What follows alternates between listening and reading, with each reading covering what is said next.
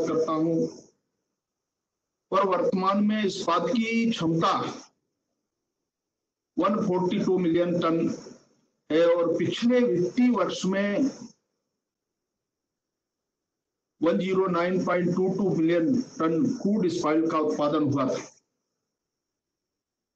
1 ton इस्पात के उत्पादन में लगभग 2.5 से 3 टन कच्चे माल की जरूरत होती है और ये अपने आप में भी हम जिस क्षेत्र में काम कर रहे हैं इसके लिए, और विशेषकर जिसमें आयरन और कोल, फ्लेक्स, फेरो एलाइज जैसे पदार्थ शामिल है, और इसके बाद बने हुए इस्पात को उपभोक्ता के पास भेजा जाता है। और जब इस प्रकार की परिस्थिति विशेषकर हमारे इंडस्ट्री के क्षेत्र में और डाउन स्ट्रीम इंडस्ट्री इससे इस्पात पर फिर से सक्रिय करते हैं और अंतिम उपभोक्ता के पास भेजते हैं। इस तरह 1 टन इस्पात उत्पाद में खदान से लेकर के अंतिम उपभोक्ता तक पहुंचने में 4 से लेकर 4.5 टन वजन के पदार्थ को परिवहन करना पड़ता है। इस तरह पूरी लॉजिस्टिक प्रक्रिया में लॉजिस्टिक लागत जीडीपी का 13 से लेकर 14% होता है, जबकि यूएसए में लगभग जीडीपी का 8 से 9% है। लॉजिस्टिक लागत में लगभग 40 से 45% परिवहन का होता है और 25 से लेकर 25 से लेकर 30% इन्वेंट्री का होता है।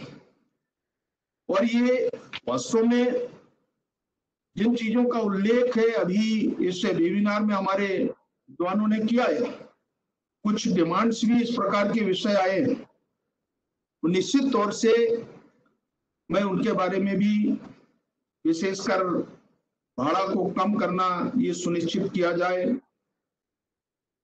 एक ग्रेड के माध्यम से जो बिजली क्षेत्र में और उसको एक रूपता के बारे में आप लोगों ने सजेशन दिया है।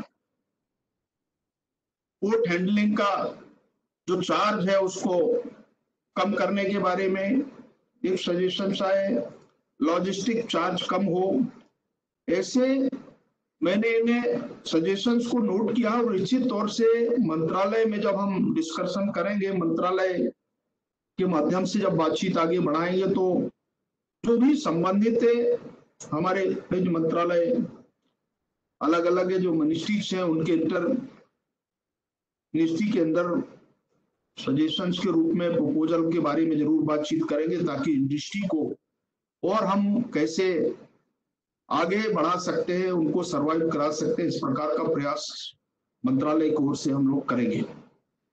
जहां तक है इसके अलावा जो पैकेजिंग, हैंडलिंग एवं वेयर हाउस की लागत होती है, अतः हमें इन्वेंट्री को कम करना पड़ेगा और जस्ट इन टाइम के सिद्धांत पर काम करना पड़ेगा।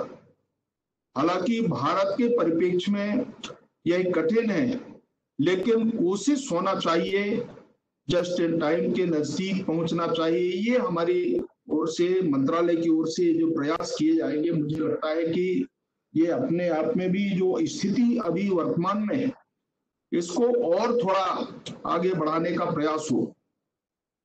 हमें नेशनल स्टील पॉलिसी जो हमारा 2020 की बात हम करें तो हमारे 2030 एंड 31 तक जो हमारा 300 मिलियन टन की क्षमता विकसित करना है और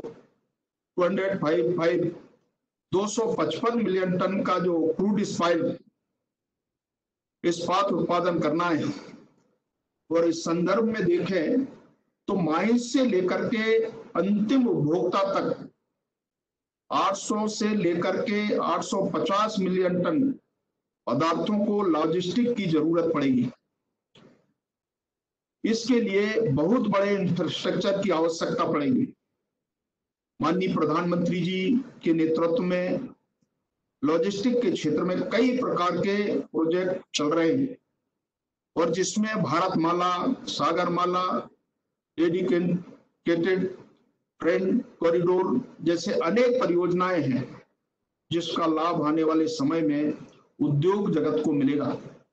इन परियोजनाओं के पूर्ण होने से लागत एवं समय दोनों की बचत होगी और ये इसलिए भी जरूरी है जैसे लॉजिस्टिक की जरूरत पड़ेगी। मैंने कहा कि मनीष को लेकर के अंतिम उपभोक्ता तक आज की जो आवश्यकता है, इस आवश्यकता को ध्यान में रख करके हमको वर्किंग करना पड़ेगा, प्लान करना पड़ेगा। मुझे ये भी कहते हुए प्रसन्नता है कि आप लोगों ने जब इससे विषय को लेकर के निर्णय कर रहे हैं तो अनेक तरह के अनुभव भी आए हैं और विशेषकर हमने अभी इसे कोरोना महामारी से और प्रधानमंत्री जी के आह्वान पर हमने आत्मनिर्भर भारत की कल्पना प्रधानमंत्री जी ने किया है, तो हमने हर क्षेत्र को कोशिश कर रहे हैं, कवर कर रहे हैं कि इसमें से हमारी जो लोकलिटी है इसको और कैसे हम प्रभावी बना सकते हैं। इस प्रकार का भी प्रयास हम मंत्रालय की ओर से और सरकार की ओर से किए जा रहे हैं। जहां तक प्रदूषण एवं लागत को कम करने के लिए आयरन ओर के ट्रांसपोर्टेशन में स्लरी पाइपलाइन की आवश्यकता पर जोर देना चाहिए। वर्तमान समय में एसआर करंदूर से विशाखापट्टनम तक 8 मिलियन टन क्षमता के लिए 267 किलोमीटर, क्यूझर से पारादीप तक 12 मिलियन टन की 253 किलोमीटर की, जेएसपीएल का वारविल से अंगुल तक 300 किलोमीटर और बीपीआरएल के वारविल से जजपुर हाई ग्रेड ट्रेंड के लिए 218 किलोमीटर का स्लरी पाइपलाइन चालू है और एनएमडीसी के करंदूर से नगरनार होते हुए विशाखापट्टनम तक 455 किलोमीटर तक का स्लरी पाइपलाइन निर्माणाधीन है।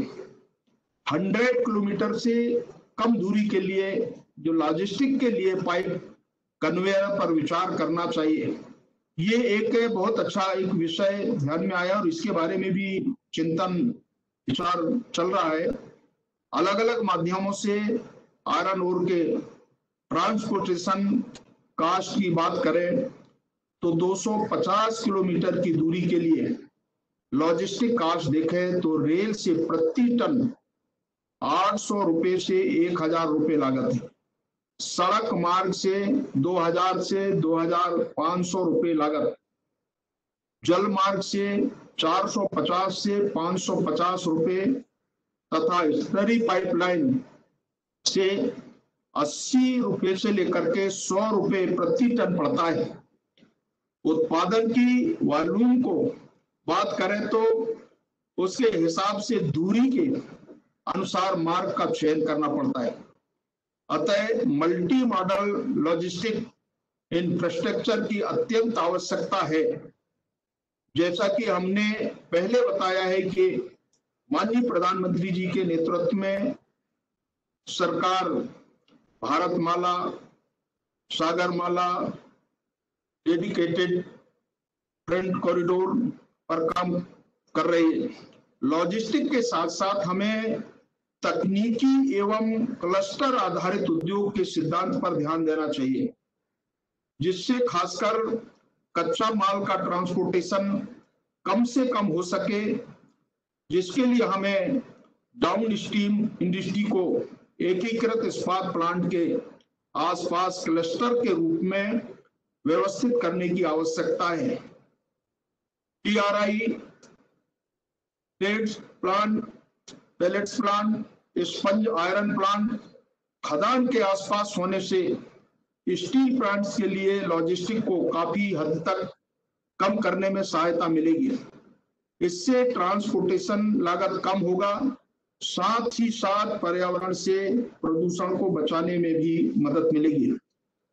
माननीय प्रधानमंत्री जी श्री नरेंद्र मोदी जी के मेक इन इंडिया और आत्मनिर्भर भारत के विजन को साकार करने के लिए हमें उत्पादन लागत को कम करना होगा। इसके लिए जैसा कि मैंने पहले ही बताया कि क्लस्टर आधारित परिकल्पना पर बल देना होगा। तकनीकी आधारित उत्पादन प्रक्रिया को अपनाना होगा। इन्वेंट्री एवं अन्य लागत को कम करना पड़ेगा, जिसके लिए उद्योग जगत को इस पर विचार करना चाहिए। आने वाले समय में सागरमाला परियोजना के पूर्ण होने पर परिवहन कॉस्ट बहुत कम हो जाएगा, ऐसा मेरा मानना है। अतः ओवरऑल वैल्यू चेन को व्यवस्थित करते हुए लागत को कम किया जा सकेगा। और मैं ये भी कहना चाहता हूं कि जैसा क्लस्टर की बात और इसको कोट करना, मंत्रालय के अंदर हम लोगों ने विचार किया है कि क्लस्टर्स के निर्माण के लिए उनको और थोड़ा प्रोत्साहित करना। और जैसे जैसे हमारे पास कुछ और भी कई सुझाव भी आए, उनको भी हमने ध्यान में रखा है कि ताकि आने वाले भविष्य में हम और भी जो आज की जो आवश्यकता है और देश के लिए खासतौर से स्टील के सेक्टर में हम इसको और कैसे प्रभावी बना